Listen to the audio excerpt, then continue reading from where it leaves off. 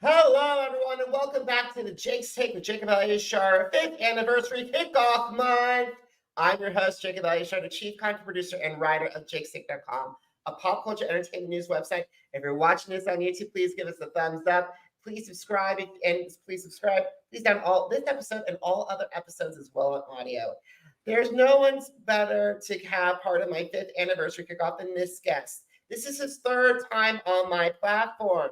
For those of you who don't know, he is a reality TV icon. He's a two-time challenge finalist. He is creator of Tan Management. He's the captain of Kingdom FC soccer team.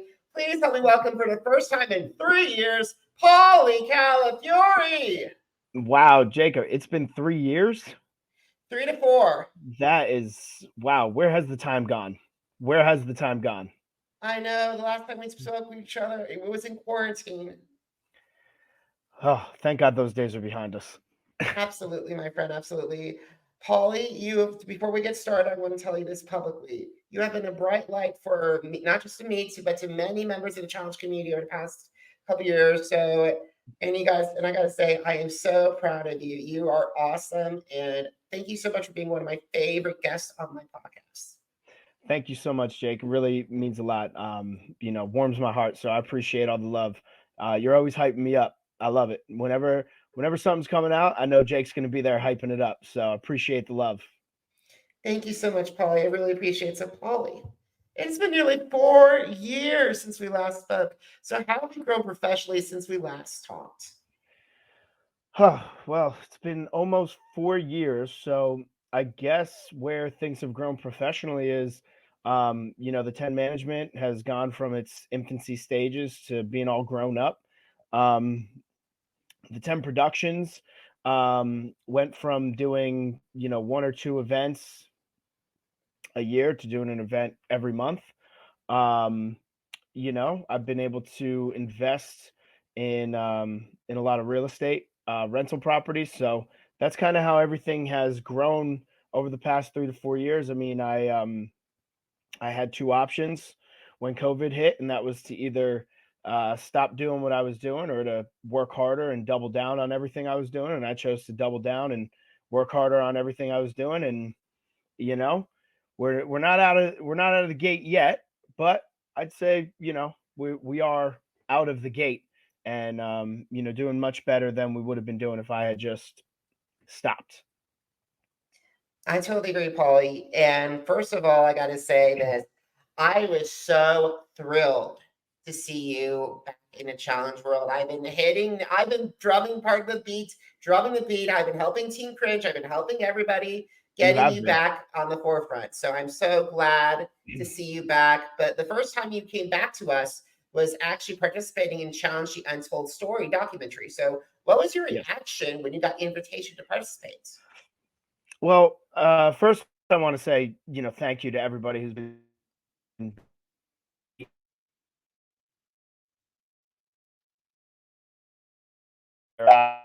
in the challenge community saying, bring them back, bring them back. We're still there? Yeah, Still good? yeah. Okay. Um, I'm back, and I'm not going anywhere. So I appreciate all you guys. I really hope that it makes you guys feel good, that I am back, because without all of your support and all of your help, always constantly, cheering for me and having my back on that, who knows if I would have ever came back.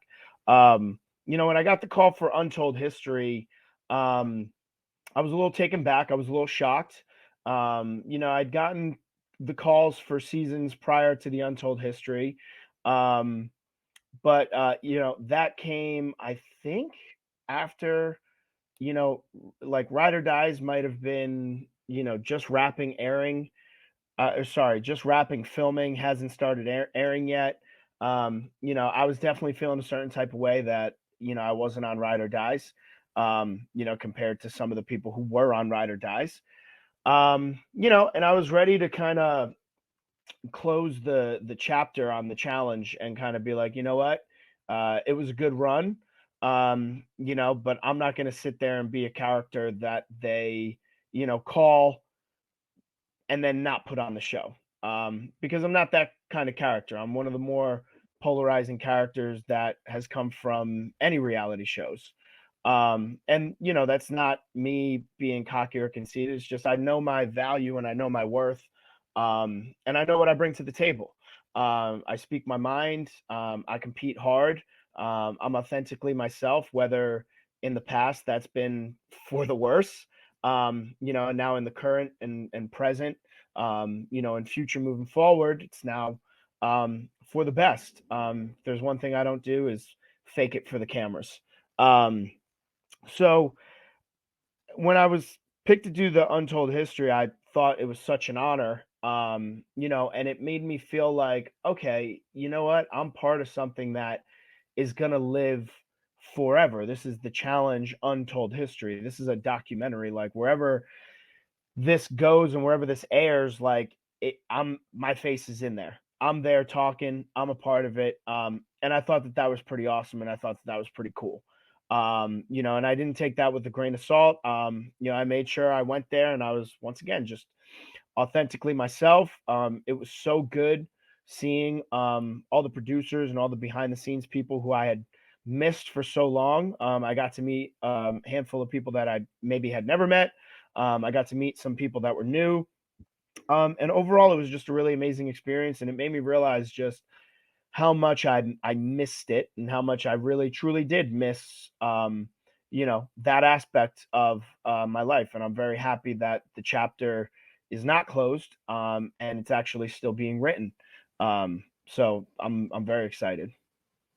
All righty, so let's get started because while we're on the subject of the challenge, for the first time in 7 years, you returned to CBS to compete on Challenge USA Season 2. And you competed against people who in the past were rivals, such as Johnny Bananas, Josh, and Tori. So did you have a game plan in place just in case things went south? I always have game plans going into these games. I have like 4 or 5 game plans. I try to think of what the format could be. And then I create game plans like surrounding that format, right? Because, from my perspective, if in a perfect world for myself, if every season was an individual season, that's what I would love. That's what I would thrive in. And I'd really enjoy that, where it's like everybody competes. There's one winner of the daily challenge, and then somebody goes into elimination, and that person can call out whoever they want to call out. So like a dual format, right? To me, that's just like the best format that there can be, because there is a level of strategy that can go into it, right? But there's also a lot that you can leverage. Partner seasons, depending on your partner, like you could see some success, you could see no success, and you have to plan for both. You have to plan for if you're winning everything, and you also have to plan for if you're losing everything. Team season, same dynamic, whether it's only 2 teams or whether it's 3 teams like you saw in USA 2. There's a different dynamic. There's a dynamic where if your team is dominant and winning all the time, and then there's a dynamic if your team is losing all the time. And then you have to factor in the twists. So to me, like when I showed up and I saw that there was a hopper as a twist, I was like, all right, well, there's really no strategy here other than to, try and be liked by everybody and not be a big target. But coming into the season, everybody already looked at me as a big target. So like that was never going to work for me. So I came to grips very early on in the season that whatever happens with the hopper, just always be ready to go into an elimination. It's unfortunate my team was winning nothing. And that's just how the chips fall sometimes. I gotta say, I loved Red Team on paper. It was On paper, fabulous. it was amazing. Yeah, but however, it was execution that was the problem. Oh, the execution was terrible. Did you? Too many. I think it was too many chefs in the kitchen, right? Like I think that when you have a team like that, people should listen to some of the more seasoned people and then just add their, like build off of that, right? And I feel like a lot of people weren't listening to Johnny or myself when we would come up with the game plans for the dailies, right? And I think that is partially a lot of people want to prove themselves, right? You got strong rookies, like Chanel.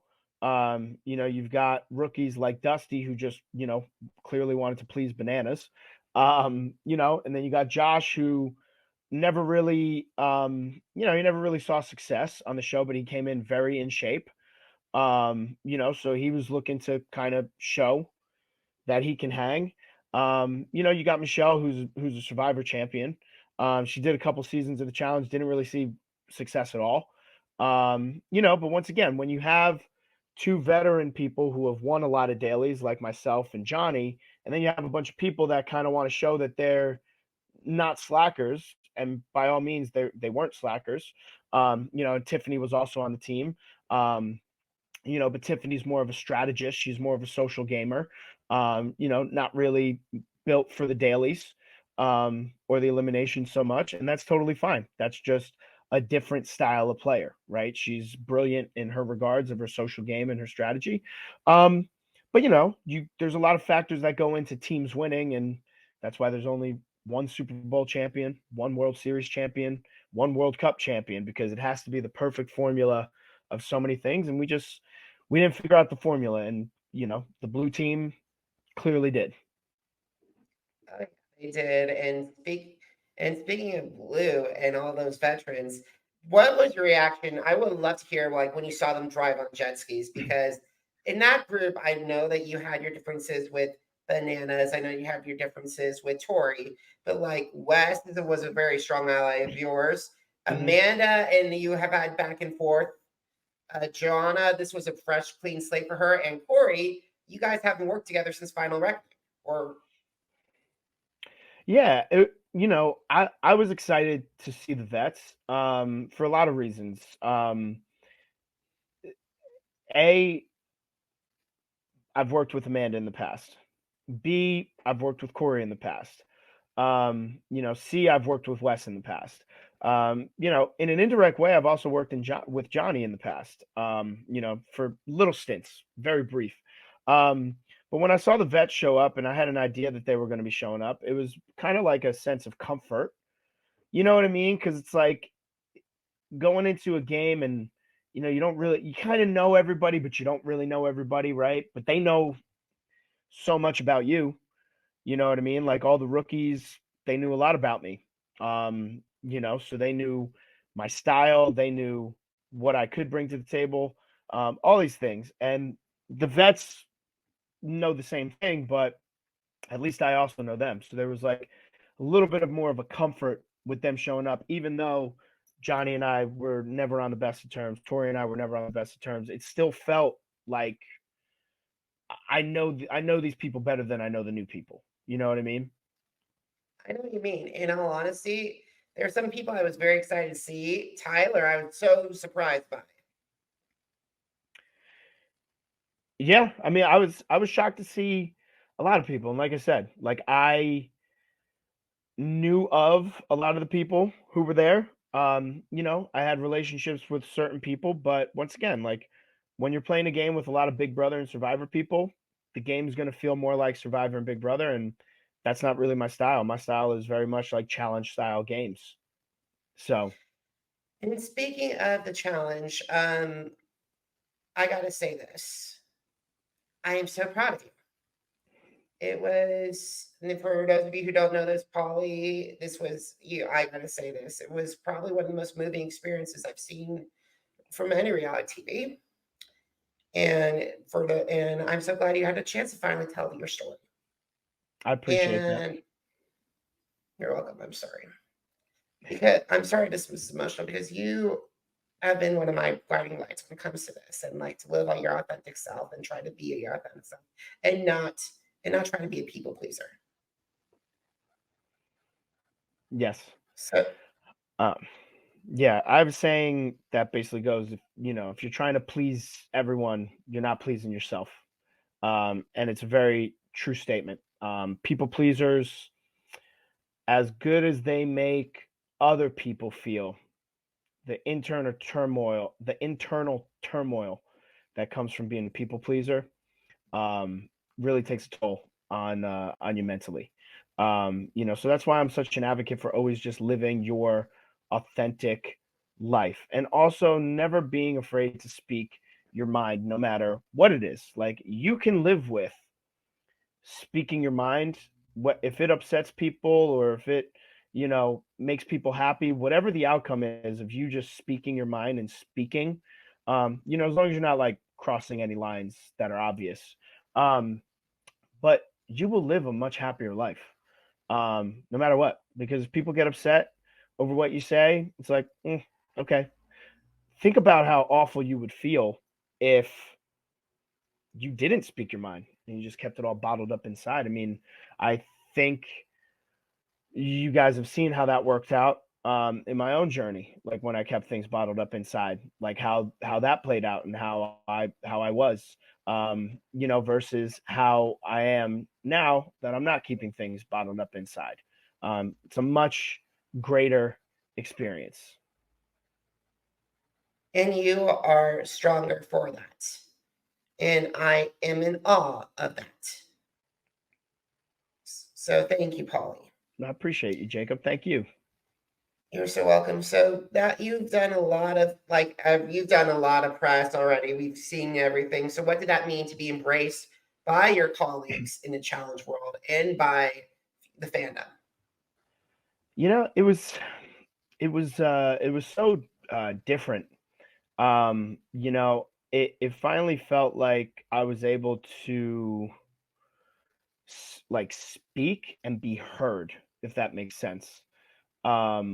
It finally felt like a weight lifted off of my shoulders. It felt like I wasn't being judged. And it felt good to just be able to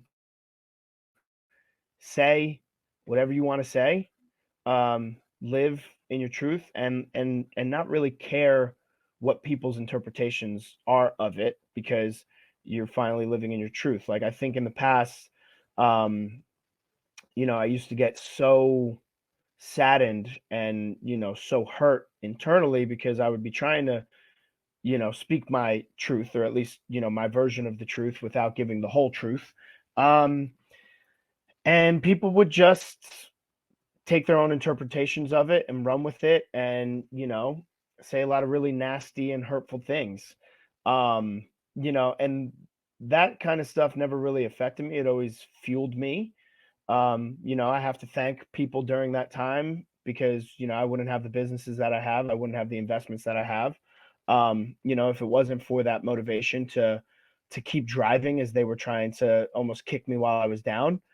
um but now that things are the way they are now, like, I just want to um show people that just because you go from being zero to hero, so to speak, in the sense of like how everybody went from, like, I would have people who loved me, but from a larger standpoint, a lot of people hated me. But now it's like, from a larger standpoint, I have a lot of people that love me, and there's still going to be the people who hold on to the Paulie hate. But what I would like to do, and I would like to correct, just because I didn't like it when it was being done to me, is when people sit up on their high horse, they sometimes punch down on people, and they sometimes kick down on people, and they feel as though they're on some more moral superiority, and it's just the public's perception. It's not true to what their character actually is.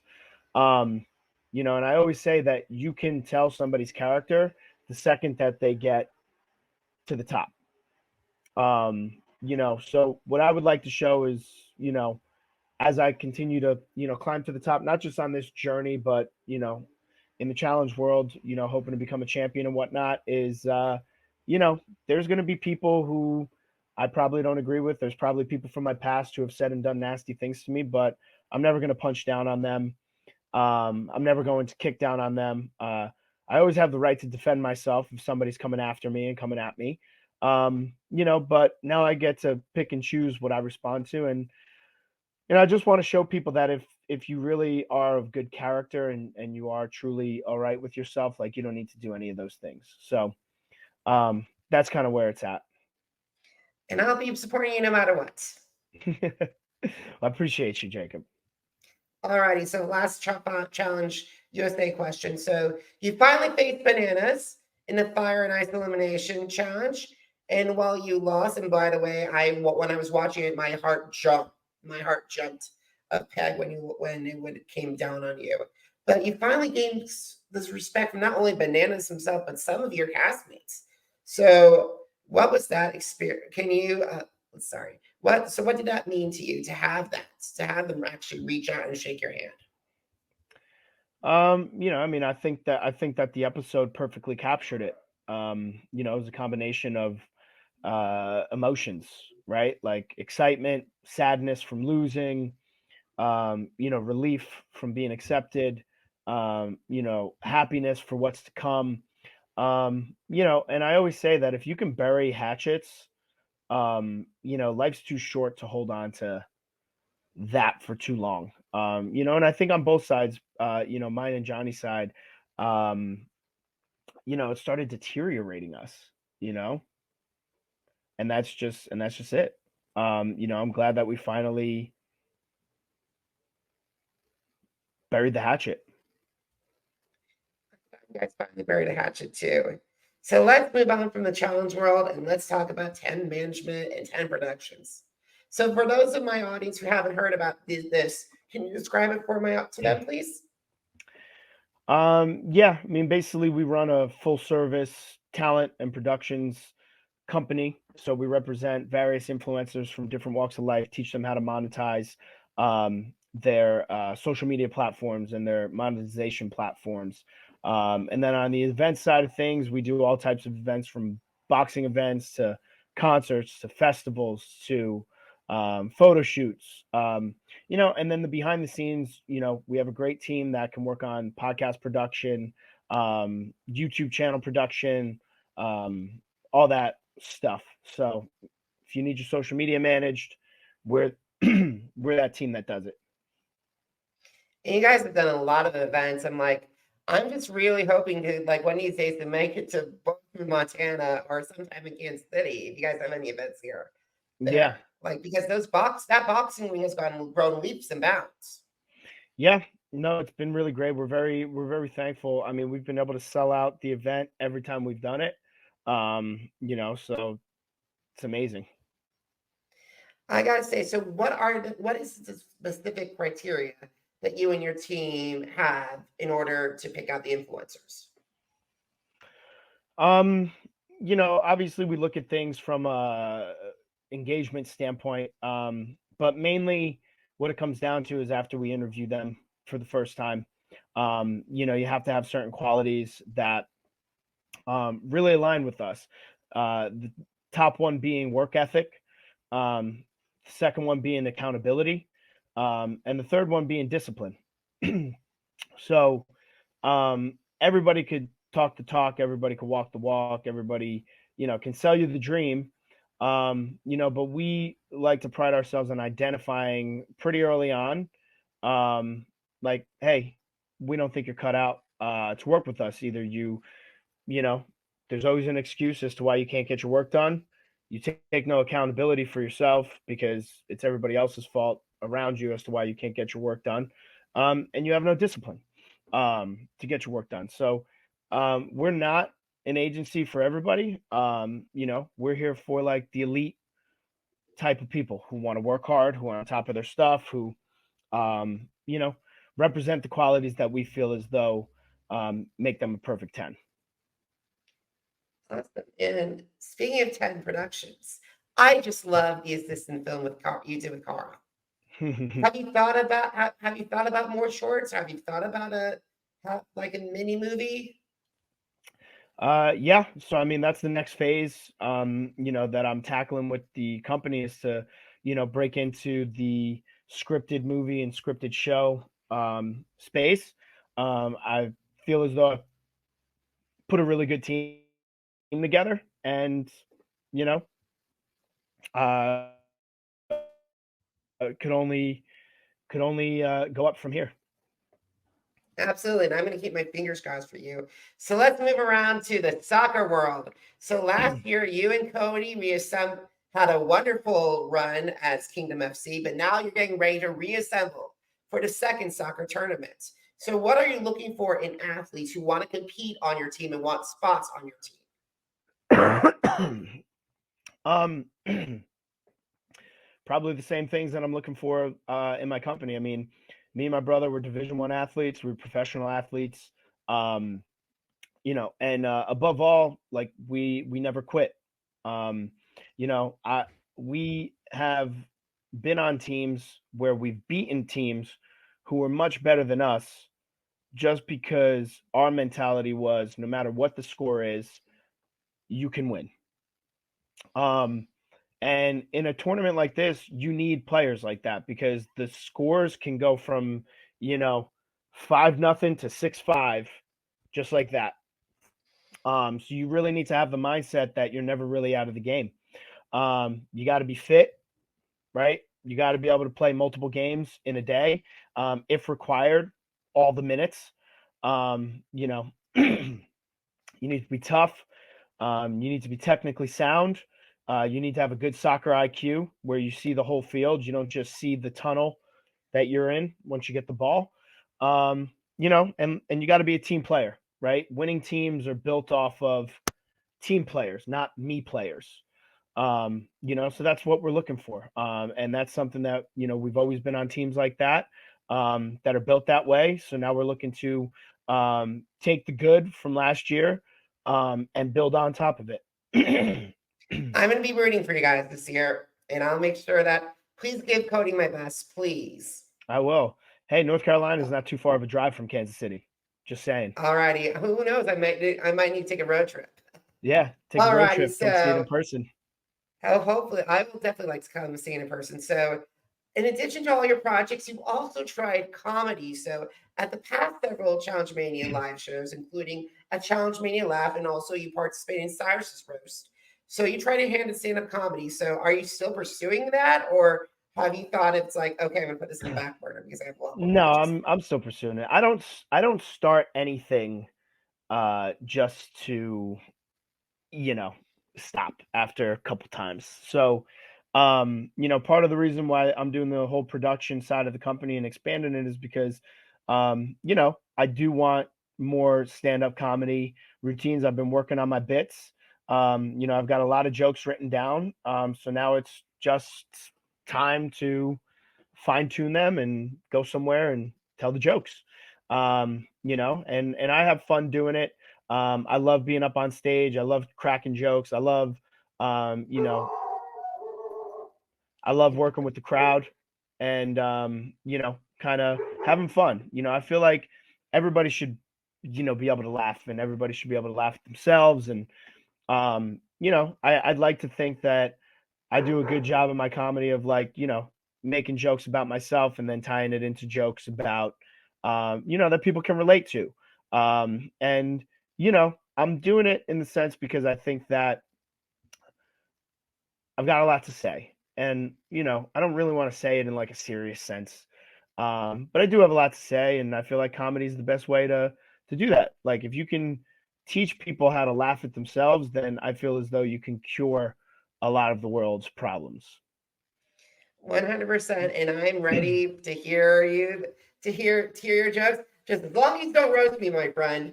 My roasts are pretty good. I got some pretty good Alrighty, roasts. I just hope I don't get a target. Alrighty, so we gotta start winding down our conversation. So, what have you been your thoughts on social media content creation? Because you are doing wonderful on TikTok and with Instagram. It's just like with everything else, you have to be consistent. You have to be disciplined. You always have to be creating content. Because if you're not, then you're really getting lost in everything.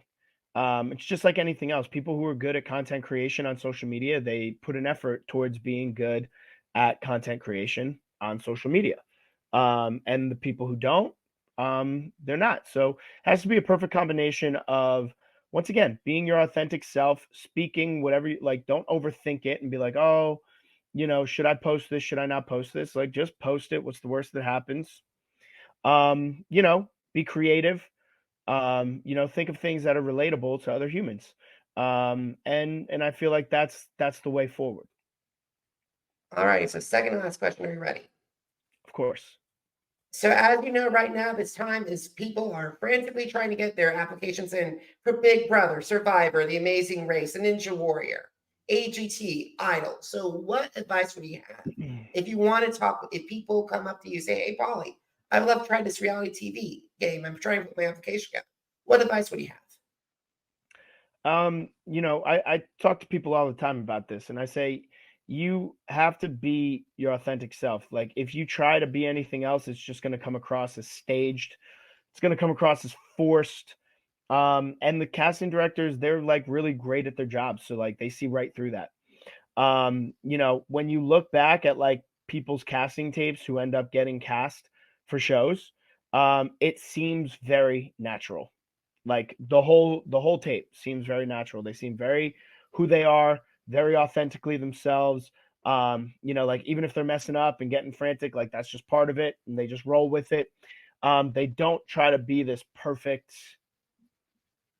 thing that they think casting directors want to see. It's the same thing with everything, right? Most people never start a business because they overthink. Most people never start a podcast because they overthink. Most people never post on social media because they overthink. Most people don't get cast on reality shows because they overthink. You right? So that's why it's so important to just be your authentic self, because it's so rare that when casting directors see it, they say, I gotta have it. And that's the only advice I can give to you. Absolutely. So final question, are you ready? I'm ready. Hit me with it, Jacob. Okay. So where can my audience watch you compete on the challenge? Number one. Number two, where can they learn more information about 10 management and also TST? And finally, where can they connect with you on social media? Yeah, well, I mean, I'm pretty sure you can watch me on the challenge everywhere. I'm pretty sure it's on CBS.com. It's on Paramount. Who knows where else it is? Could be on Netflix, could be on Hulu, could be on Amazon. I don't know where they're putting it nowadays. But then you can find me at Paulie Calafiore _ on all socials. And, you can find the links to the 10 management, the 10 productions, all that stuff then and there. Awesome, guys. So, guys, have you missed an episode of the Jake's Take with Jacob Elyachar Podcast? Visit my channels on Apple Podcast, iHeartRadio, Podchaser, Spotify, and Spreaker. The Jake's Take with Jacob Elyachar Podcast, JACOB ELYACHAR. Now, are you on social media? Because I'm on social media too. Facebook, Instagram, Threads, TikTok, and YouTube. They're all Jacob Elyachar, JACOB ELYACHAR, JACOB ELYACHAR. And guys, want to see my first 2 interviews with Paulie? Head over to jakes-shake.com. Once again, jakes-shake.com. Paulie, it's been a privilege to talk with you. I'm so grateful for our friendship. You are absolutely amazing. And please, let's not wait 3 years to talk more. Oh, let's not wait 3 years. I didn't even realize that it was 3 years, but I'm very grateful that you had me on here 3 times. I feel honored. And thank you, Jacob, because if I remember correctly, when we first initially were speaking and you had a lot of questions, I just told you, don't quit, just keep doing the podcast. And here you are 5 years later, over 250 episodes. And that's an accomplishment. Not many people could say that they have done that many podcasts. Thank you, Paulie. I really appreciate it. A lot of wanted to make me blush. You are awesome. You are awesome. Thank you, Jacob. I'm not worthy. Oh, stop it. You are so worthy. Don't ever say that about yourself. Alrighty, I won't. Alrighty, guys. Thank you so much for watching. Thank you so much for listening. Until next time, everybody, have a great one. Goodbye.